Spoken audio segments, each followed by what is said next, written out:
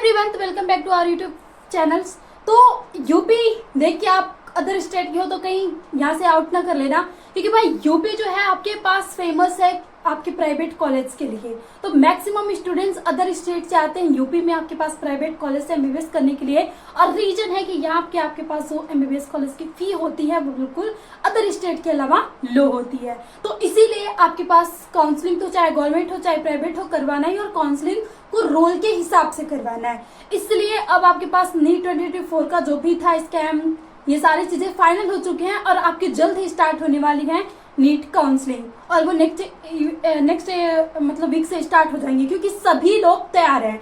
MCC भी आपके पास तैयार है, AACCC भी तैयार है, और देखिए यूपी काउंसलिंग जो कराती है यूपी में पूरी वेबसाइट वो भी पूरा चेक है, क्योंकि उसने एक आपके पास पूरा अपडेटेड रूल्स को दिया है। और देखते हैं उस रूल में क्या क्या चेंज है, क्योंकि बहुत सारे चेंज आपके लिए बेस्ट भी हैं और बहुत सारे चेंज आपके लिए वर्स्ट भी हैं। तो उसके लिए आपको बहुत ही शॉर्ट वे में हमें समझना है, तो प्लीज इस वीडियो को देखे बिना मत जाएगा, क्योंकि वहां से वो जो अपना अपलोड की थी आपके पास यूपी नीट काउंसलिंग के लिए, वो बिल्कुल प्योर हिंदी में और इतना लंबा चौड़ा था कि समझना बड़ा ही मुश्किल हो जाता है। इसलिए आपको हम पूरा शॉर्ट वे में समझाने की कोशिश करेंगे। तो सबसे फर्स्ट आपका है, क्योंकि हमने बात की कि प्राइवेट कॉलेज आपके पास यूपी में बात करें तो मैक्सिमम संख्या में और लो फीस में है। तो यहाँ से जो भी स्टूडेंट अदर स्टेट का था और वो चाहता था आपके पास प्राइवेट कॉलेज एमबीबीएस का लेना, तो पहले उसको डोमिसाइल रिक्वायर्ड होता था कि उससे डोमिसाइल डॉक्यूमेंट्स बनाने पड़ते थे कि हाँ वो इस स्टेट का यूपी का। लेकिन अब उन लोगों के लिए बेहद ही बड़ी हैप्पीनेस और खुशखबरी वाली बात है कि अब नो डोमिसाइल रिक्वायर्ड।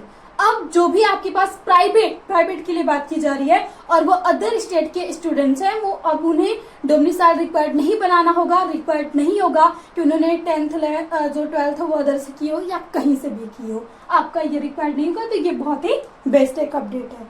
दूसरा आपके पास है कि फॉर गवर्नमेंट एमबीबीएस कॉलेज। अब देखिए आपके पास गवर्नमेंट में भी जो एमबीबीएस होते थे स्टूडेंट्स, अगर वो एमबीबीएस के लिए काउंसलिंग करवाते थे और उन्हें कॉलेज अलॉट हो जाते थे, तो उन्हें डोमिसाइल रिक्वायर्ड होते थे गवर्नमेंट कॉलेज के लिए कि उस वो जिस स्टेट के हैं उन्हीं के लिए। तो यहाँ पे क्या होगा कि for government MBBS college student from UP, अगर वो यूपी के हैं तब भी उन्हें आपके पास नो डोमिसाइल रिक्वायर्ड होगा। अगर गवर्नमेंट कॉलेज ले रहा है और वो यूपी के हैं तो उन्हें कोई भी आपके पास डोमिसाइल रिक्वायर्ड नहीं होगा। ये आपका एक अपडेट था। तीसरा आपके पास है कि student from other state will not get the beneficial आपके कैटेगरी रिजर्वेशंस। मान लीजिए अगर आपके पास गवर्नमेंट कॉलेज में अगर कोई अदर स्टेट का स्टूडेंट्स या प्राइवेट में आता है काउंसलिंग करवाने के लिए, तो उन्हें आपके पास वो जो कैटेगरी रिजर्वेशन होता है वो नहीं दिया जाएगा। सबका जो काउंसलिंग की जाएगी वो यूसी के अंतर्गत या जी अनरिजर्व कैटेगरी के अंतर्गत ही करवाई जाएगी। फोर्थ आपके पास है वेरी इंपॉर्टेंट कि हमें पता है कि जो भी काउंसलिंग होती है वो 4 राउंड में होती है, first round, second round, third round और चौथा होता है स्टे वैकेंसी राउंड। तो आप सभी काउंसलिंग में रजिस्ट्रेशन कर सकते हो और सभी में चॉइस फिलिंग भी कर सकते हो, लेकिन हमने पिछले वीडियो में बताया था कि सभी से आप एग्जिट नहीं कर सकते, क्योंकि अगर आप एग्जिट करते हो तो सिक्योरिटी अमाउंट आपका पे नहीं किया जाएगा। तो यहाँ पे अगर आप फर्स्ट राउंड से एग्जिट करते हो तब आपका जो सिक्योरिटी अमाउंट है वो मिलेगा।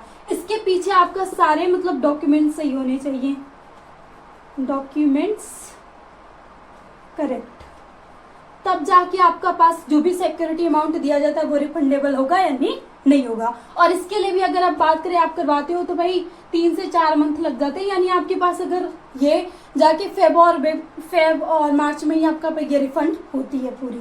फिर आपके पास नेक्स्ट है कि if a student left the seat allotted into 2023 stay vacancy round then he is not allowed participation. ये एक है तो थोड़ा सा बैड सा है लेकिन सही है, ये पूरा आपके पास सिक्योरिटी के लिए किया गया है कि अगर कोई स्टूडेंट 2023 में स्टे वैकेंसी की सीट को छोड़ा है तो वो इस बार पार्टिसिपेट नहीं कर सकता काउंसलिंग में।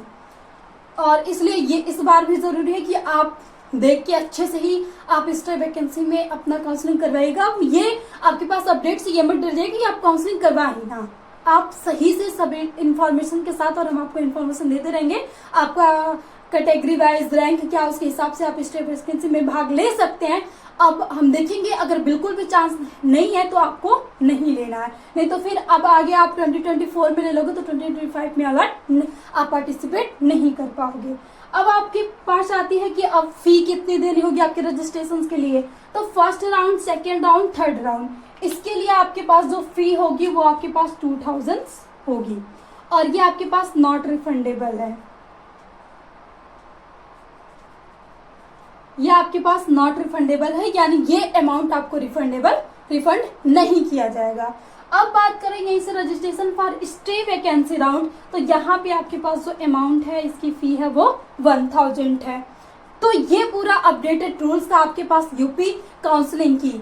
तो यही सारी चीजें हैं, और बाकी आप अच्छे से आप कैटेगरी वाइज सारे रैंक को देख के अपनी काउंसलिंग करवाइएगा। किसी भी फ्रॉड में नहीं फंसना है। आपको ये नहीं करना कि किसी को ऐसे ही बिना जाने हायर कर लिए जो कि आपके पास ऑनलाइन कह रहा है कि आप मुझे 5K 4K दे दो, हम आपका काउंसलिंग करवा सकते हैं। आपको बिल्कुल आंख बंद के उन पे भरोसा नहीं करना है।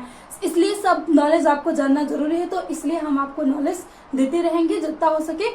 और इसके पहले भी हमने कई सारे कॉलेज की कट ऑफ का वीडियो बनाया, तो प्लीज उसे देख लीजिएगा। थैंक यू, मिलते हैं आपके साथ नेक्स्ट वीडियो में। तो नेक्स्ट वीडियो क्या इंपॉर्टेंट होने वाली है और आप किस स्टेट की और आपकी रैंक क्या है ये जरूर कमेंट्स में बताएं, और आप कॉलेज लेना चाहते हैं कि नहीं, सारी चीजें हम आपको इन्फॉर्म कर देंगे।